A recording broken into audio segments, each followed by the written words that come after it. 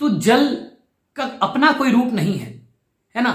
जल का अपना सिर्फ ये रूप है कि उसको आप अगर शरबत में डाल देंगे वो शरबत बन जाएगा, अगर आप शराब में डाल देंगे तो शराब बन जाएगा। आनंद हो प्राण साधना में हम लोग अब एक स्टेप आगे बढ़ रहे हैं। अब हम बात करेंगे एलिमेंट्स के बारे में। चलो अब आपको तत्वों की यात्रा पे लेके जाते हैं कि तत्व क्या हैं, कैसे होते हैं, किस प्रकार की जो ऊर्जाएं होती हैं सब तत्व के व्यक्तियों में, किस प्रकार की ऊर्जाएं हर तत्व वाले व्यक्ति में होती हैं, किस प्रकार की इच्छाएं होती हैं।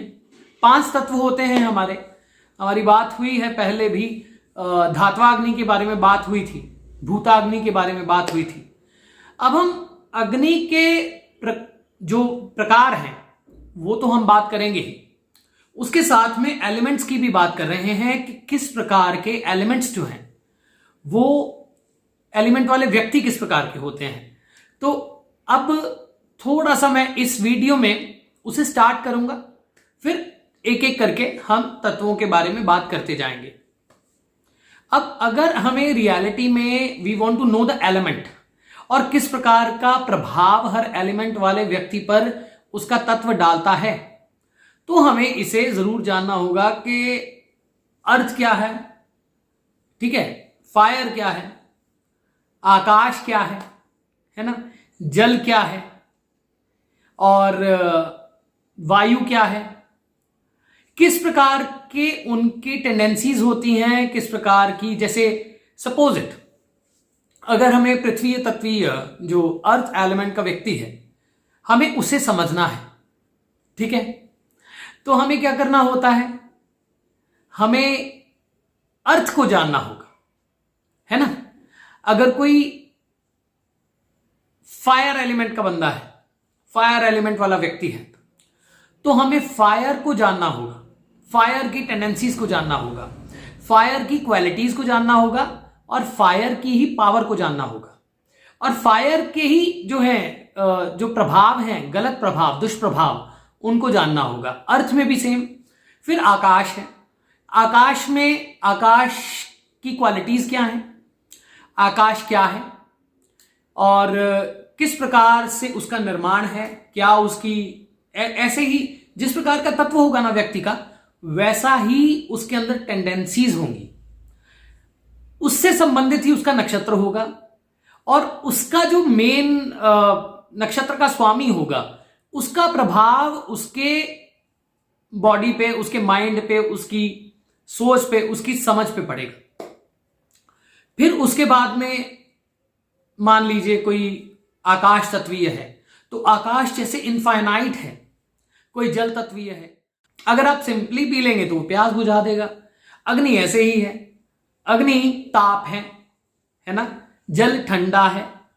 ऐसे ही पृथ्वी का अपना प्रभाव है, आकाश तत्व का अपना प्रभाव है, वायु जैसे चलायमान होती है वैसे ही जो व्यक्ति है, जो जातक है, जिसके तत्व को हमें जानना है, हम कैसे जानते हैं तत्व को वो बता रहे हैं। तो कैसे हम उसके तत्व को जानें, उसके अंदर जो भी टेंडेंसीज होंगी वो उसके एलिमेंट से संबंधित ही होंगी। अगर वो अग्नि है तो अग्नि के प्रभाव दुष्प्रभाव वो ही उसका चक्र, 7 चक्र, ठीक, 7 चक्र, और उसका वही वायु, उससे संबंधित ही वायु, वही उसके बॉडी पार्ट्स, उसमें सबसे ज्यादा उनका प्रभाव होगा, है ना। तो जैसे आकाश वाला है तो उसका हृदय चक्र बहुत ज्यादा कार्यान्वित होगा, वायु वाले का कंठ चक्र, है ना, अग्नि वाले का मणिपुर चक्र, नाभि चक्र, और उसी से संबंधित ना उसे रोग भी आएंगे, उसी से संबंधित उसे समस्याएं भी आएंगी। तो आज से हम ये यात्रा शुरू कर रहे हैं कि तत्व क्या है। तत्व है व्यक्ति का सृष्टि के साथ एकात्म, यानी उसके अंदर जो तत्व होगा वो उसी प्रकार की डिजायर्स, उसी प्रकार की शक्तियां, उसी प्रकार के इष्ट और उसी प्रकार के बॉडी के एनर्जी सेंटर्स और उसी प्रकार के फूड जो है वो उसकी तरफ अट्रैक्ट होगा। यानी कोई तामसी हो सकता है तो उसका कारण उसका तत्व हो सकता है, कोई सात्विक हो सकता है तो उसका कारण उसका तत्व हो सकता है, कोई राजसिक हो सकता है तो उसका कारण उसका तत्व हो सकता है, किसी के अंदर वायु ज्यादा बनती है बॉडी में तो उसका कारण उसका तत्व हो सकता है, किसी को प्यास बहुत लगती है, भूख बहुत ज्यादा लगती है तो उसका कारण उसका तत्व हो सकता है। तो इसी प्रकार से ये सबसे अच्छी विद्या है, इसको जान लेना कि ये जो विद्या है तत्वों की विद्या, ये आपको धीरे धीरे धीरे धीरे पूरी सृष्टि के साथ एकात्म कर देती है। आप व्यक्ति को ऐसे समझने लगते हैं कि आज अगर ये जल तत्वीय है ना, तो जब ये पूर्णिमा आएगी, है ना, जब पूर्णिमा आएगी तो इस पे क्या प्रभाव आएगा, अमावस्या आएगी तो क्या प्रभाव आएगा। अब मान लीजिए जब सूर्योदय होता है, ठीक है, अग्नि तत्वीय वाला कैसा होता है, दोपहर में कैसा होगा, तो आप जान लेंगे कि भाई अभी इसका अग्नि तत्वीय जो है वो अग्नि तत्व जो है वो बहुत ज्यादा जागृत है, तो अब इसकी नाभि बहुत जागृत है, इसको गुस्सा भी आ सकता है, तीक्ष्णा अग्नि है इसकी इस वक्त। तो इसी तरह से तत्वों को अगर जान लें तो आप व्यक्ति की साइकोलॉजी को समझ सकते हैं।